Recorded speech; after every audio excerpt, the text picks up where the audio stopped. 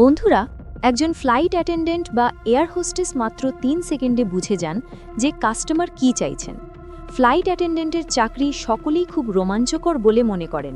মানুষ ভাবেন এই চাকরিটা সত্যি খুব মজাদার, কেননা একজন এয়ার হোস্টেস বা ফ্লাইট অ্যাটেন্ডেন্ট ছাড়া পৃথিবী ঘোরার সুযোগ পান। কিন্তু অনেকেই জানেন না একজন ফ্লাইট অ্যাটেন্ডেন্টের চাকরি পাওয়ার জন্য কতটা কঠিন প্রশিক্ষণের মধ্যে দিয়ে যেতে হয়, আর তখনই তাদের সমস্ত রকম বডি ল্যাঙ্গুয়েজ শেখানো হয়। আর তাই ফ্লাইট অ্যাটেন্ডেন্টরা খুব সহজে বুঝতে পারেন কাস্টমার কী চাইছেন অথবা তাদের মাথায় কী চলছে। ফ্লাইট অ্যাটেন্ডেন্ট এবং এয়ার হোস্টেসদের এমনভাবে তৈরি করা হয় যাতে তারা সমস্ত ধরনের মানুষদেরই ভালোভাবে হ্যান্ডেল করতে পারে। একজন ফ্লাইট অ্যাটেন্ডেন্ট হয়ে ওঠার জন্য অনেক কিছু শিখতে হয়, আর বন্ধুরা, এই চাকরিটা মোটেও সহজ নয়।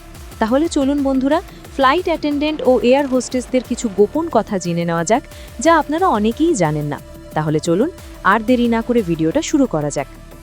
এয়ার হোস্টেসরা তাদের হাত কেন পেছনে রাখেন? আপনি নিশ্চয়ই লক্ষ্য করেছেন, আপনি যখনই কোনো প্লেনে চড়েন তখন একজন ফ্লাইট অ্যাটেন্ডেন্ট নিজের হাত পেছনে রেখে আপনাকে অভিবাদন জানায়। কিন্তু জানিয়ে রাখি, তিনি যাত্রীদের স্বাগত জানানোর জন্য এমনভাবে দাঁড়িয়ে থাকেন না। তারা যাত্রীদের গোনেন যে মোট কতজন ফ্লাইটে চলল। হাত সামনে এনে আঙুল দিয়ে গুনলে সেটা খুবই দৃষ্টিকটু লাগত, আর মানুষও ভাবতেন যে ফ্লাইট অ্যাটেন্ডেন্টরা তাদের যথার্থ সম্মান দিচ্ছেন না। তাই তাদের হাত পিছনে রেখে গোনাই ট্রেনিংয়ে শেখানো হয়। বন্ধুরা, একটি দীর্ঘক্ষণের বিমানযাত্রায় যাত্রীরা তো বিশ্রাম নেন, ঘুমান, কিন্তু ফ্লাইট অ্যাটেন্ডেন্টরা কি করেন জানেন কি? তারা কি পুরোটা রাস্তায় জেগে কাটান? না বন্ধুরা, একেবারেই না। একটি লম্বা ফ্লাইটের ক্ষেত্রে আপনি লক্ষ্য করে দেখবেন কোনো একজন ফ্লাইট অ্যাটেন্ডেন্ট টানা ডিউটি করেন না। আসলে তারাও বিশ্রাম নেন, কিন্তু তারা কোথায় বিশ্রাম নেন এটাও একটা বড় প্রশ্ন। আপনাদের জানিয়ে রাখি বন্ধুরা, বোয়িং 777 বা 787 এর মতো বড় প্লেনে ফ্লাইট অ্যাটেন্ডেন্টদের জন্য শোয়ার ব্যবস্থা থাকে, এবং সেটা সাধারণত প্লেনের গ্যালারির ওপরে বা নিচের দিকে থাকে। আপনারা অনেকেই হয়তো দ্য মাইল হাই ক্লাব এই শব্দটি শুনে থাকবেন, কিন্তু এই বস্তুটি আসলে কি? তাহলে জানিয়ে রাখি বন্ধুরা, এই শব্দটি তাদের উপর প্রয়োগ করা হয় যারা প্লেনের বাথরুমে উত্তেজনাপূর্ণ কাজ করেন। আপনারা নিশ্চয়ই বুঝতে পারছেন আমরা কিসের কথা বলছি। কিন্তু এক্ষেত্রে ফ্লাইট অ্যাটেন্ডেন্টের ভূমিকা কি? আসলে প্রশিক্ষণের সময় ফ্লাইট অ্যাটেন্ডেন্টদের শেখানো হয় যাতে তারা সবসময় বাথরুমের দিকে নজর রাখে, যাতে কখনোই দুজন ব্যক্তি একসাথে বাথরুমে না ঢোকেন। আর এক্ষেত্রে ধরা পড়লে তাদের অ্যারেস্ট করা হয় এবং সারা জীবনের জন্য তাদের প্লেনের যাত্রা নিষিদ্ধ করে দেওয়া হয়, এবং তাদের দ্য মাইল হাই ক্লাবের মেম্বারশিপ দেওয়া হয়। অনেকেই প্লেনে জুতো খুলে বসে আরাম করেন, কিন্তু প্লেনের মেঝে খুবই নোংরা হয় এবং ফ্লাইট বোর্ড করার কিছুক্ষণ আগে তা পরিষ্কার করা হয়। কিন্তু অনেক ব্যক্তি জুতো খুলে বসে থাকেন, তাই ফ্লাইট অ্যাটেন্ডেন্টদের কাজ হলো তাদের বুঝিয়ে পুনরায় জুতো পরানো। একজন ফ্লাইট অ্যাটেন্ডেন্ট তার বেশিরভাগ সময় প্লেনে কাটান, তাই অনেক ক্ষেত্রেই দেখা যায় তারা তাদের জীবনসঙ্গী প্লেনেই খুঁজে পেয়েছেন। আপনারা অনেকেই হয়তো শুনেছেন যে একজন ফ্লাইট অ্যাটেন্ডেন্টের সাথে একজন পাইলটের বিয়ে হয়েছে, কারণ সেটা স্বাভাবিক ব্যাপার, কিন্তু এই সম্পর্কের জন্য তাদের কাজে কোনো প্রভাব পড়ে না। এয়ার হোস্টেসরা ফোন ব্যবহার করেন, কিন্তু আপনারা নিশ্চয়ই খেয়াল করে থাকবেন যে প্লেনে ওঠার পরেই তারা আমাদের অনুরোধ করেন যাতে আমরা ফোন ব্যবহার না করি। কিন্তু আপনারা হয়তো জানেন না, তারা নিজেরা প্লেনের ওয়াইফাই ব্যবহার করেন এবং ফোনে সময় কাটান। অনেকেই হয়তো এই কথা জানেন না। একজন ফ্লাইট অ্যাটেন্ডেন্টকে প্রশিক্ষণ দেওয়া হয় যে যদি কোনো ব্যক্তি প্লেনে ঝামেলা সৃষ্টি করে তবে তাকে কিভাবে হ্যান্ডেল করা হবে, তাই এই কাজটাও তারা সহজেই করে থাকেন। তাদের কাছে সবসময় জিপ টাই থাকে, যা দিয়ে খুব দ্রুত যে কারণ হাত বেঁধে ফেলা যায়। তাছাড়া সিট বেল্টের সাহায্যে কিভাবে কোনো ব্যক্তিকে সিটেই বেঁধে ফেলা যায় তারও প্রশিক্ষণ দেওয়া হয়। প্লেন একটি ভীষণ বড় যান, তাই একজন ফ্লাইট অ্যাটেন্ডেন্ট একদিকে থাকলে অন্যজন আরেক দিকে থাকেন, কিন্তু তারা নিজেদের মধ্যে কথা বলার জন্য কখনো চেঁচান না, বরং একটি বিশেষ ধরনের সিগন্যালের মাধ্যমে একে অপরের সাথে কথা বলেন, আর এই সিগন্যালগুলো তাদের প্রশিক্ষণে শেখানো হয়। আপনারা হয়তো প্লেনে অনেকবার বিপ সাউন্ড শুনেছেন। আসলে এই শব্দটি বাজানো হয় ফ্লাইট অ্যাটেন্ডেন্টদের এটা বলার জন্য যে প্লেন ওড়ার সবথেকে কঠিন সময়টা পার হয়ে গেছে। এই সিগন্যাল সমস্ত অ্যাটেন্ডেন্টদের জন্য একটি জরুরি জিনিস, আর এই সমস্তটাই তাদের প্রশিক্ষণে শেখানো হয়।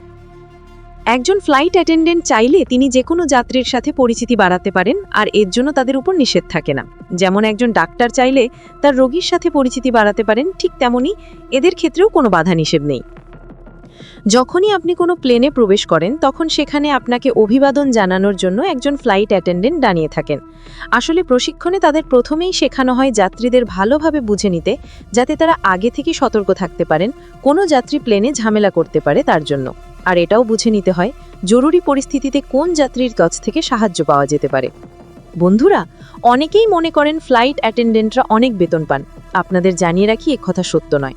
একজন অ্যাটেন্ডেন্টকে ফ্লাইট ছাড়ার আগে সেফটি চেক করতে হয়, যাত্রীদের ওয়েলকাম করতে হয়, কিন্তু এসব কাজের জন্য তারা টাকা পান না। তারা ঘন্টার হিসেবে বেতন পান, আর তাদের পেইং আওয়ার চালু হয় ফ্লাইট ছাড়ার পর এবং ল্যান্ড করার পর তাদের পেইং আওয়ার শেষ হয়। প্লেনের মধ্যে কখনোই বেশি অ্যালকোহল পান করবেন না, কেননা বেশি অ্যালকোহল পান করলে শরীরে বেশি নেগেটিভ এফেক্ট পড়ে, আর অতিরিক্ত অ্যালকোহল পান করলে ফ্লাইট অ্যাটেন্ডেন্ট আপনাকে নিচে নামিয়ে দিতে পারে, কেননা সে সক্ষমতা তার হাতে থাকে। এর জন্য আপনার 2 বছর পর্যন্ত জেল ও জরিমানা হতে পারে।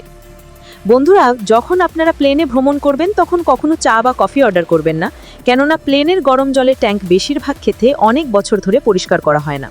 আর তাছাড়া গরম জলের ভাল্ব ও বাথরুমের পাইপের ভাল্ব খুবই কাছাকাছি থাকে, তাই ফ্লাইট অ্যাটেন্ডেন্টরাও কখনো আপনাকে চা বা কফি অর্ডার করার জন্য জোর করবেন না। যদি আপনার কোনো ড্রিঙ্কের প্রয়োজন হয় তবে জলের বোতল বা ক্যানে ভর্তি ড্রিঙ্ক অর্ডার করতে পারেন। এয়ার হোস্টেস বা ফ্লাইট অ্যাটেন্ডেন্টের চাকরি ততটা উচ্চমানের নয় যতটা মানুষ মনে করেন। অনেকেই ভাবেন এই চাকরিটা অত্যন্ত গ্ল্যামারাস, তাছাড়া বিভিন্ন নতুন জায়গায় ঘোরার সুযোগ পায়, কিন্তু আসলে তা নয়। একজন ফ্লাইট অ্যাটেন্ডেন্টকে ভোর 4টে উঠতে হয়, আর তারা বেশিরভাগ সময় জেট ল্যাগের অস্বস্তিতে ভোগেন। তাদের ছুটিতেও কাজ করতে হয়, আর এই চাকরির প্রধান সমস্যা হলো তাদের নিজেদের পরিবার থেকে অনেক দিন পর্যন্ত দূরে থাকতে হয়। ফার্স্ট ক্লাসের সিট বেশি ঝুঁকিপূর্ণ। অনেকেই ভাবেন যে ফার্স্ট ক্লাসের সিট সবথেকে আরামদায়ক, কিন্তু আপনাদের জানিয়ে রাখি বন্ধুরা, যদি কখনো প্লেন দুর্ঘটনার কবলে পড়ে তাহলে সবার প্রথমে ফার্স্ট ক্লাসের যাত্রীদের প্রাণ সংশয় হয়। প্লেনের সবথেকে নিরাপদ সিট হলো ইমার্জেন্সি এক্সিটের সিট আর পিছনের দিকের সিট। একজন ফ্লাইট অ্যাটেন্ডেন্ট হওয়ার জন্য অনেক ফিজিক্যাল স্ট্যান্ডার্ড মানতে হয়, যেমন তাদের চুলের রং প্রাকৃতিক বা স্বাভাবিক হতে হবে, তাদের চুল সর্বদা বাঁধা থাকবে, এয়ার হোস্টেসদের উচ্চতর মাপকাঠি থাকে। এই সমস্ত পরীক্ষায় পাশ করলে তবেই চাকরি পাওয়া যায়। ফ্লাইট অ্যাটেন্ডেন্টের চাকরি পাওয়া মোটেও সহজ নয়, কারণ এক্ষেত্রে প্রচুর প্রতিযোগিতা থাকে। 2010 সালে ডেল্টা এয়ারলাইন্স 1000 জন এয়ার হোস্টেসের ভ্যাকেন্সি দিয়েছিল, আর তার জন্য প্রায় 1 লক্ষ মানুষ অ্যাপ্লিকেশন জমা দিয়েছিল, কিন্তু এর থেকে মাত্র 4% প্রার্থী ইন্টারভিউ পর্যন্ত পৌঁছেছিল। সো বন্ধুরা, আজকের এই তথ্যগুলোর মধ্যে কোনটা জেনে আপনি সবথেকে বেশি অবাক হয়েছেন সেটা আমাকে কমেন্ট করে জানান। আর ভিডিওটি ভালো লাগলে একটা লাইক করুন এবং বন্ধুদের সাথে শেয়ার করুন।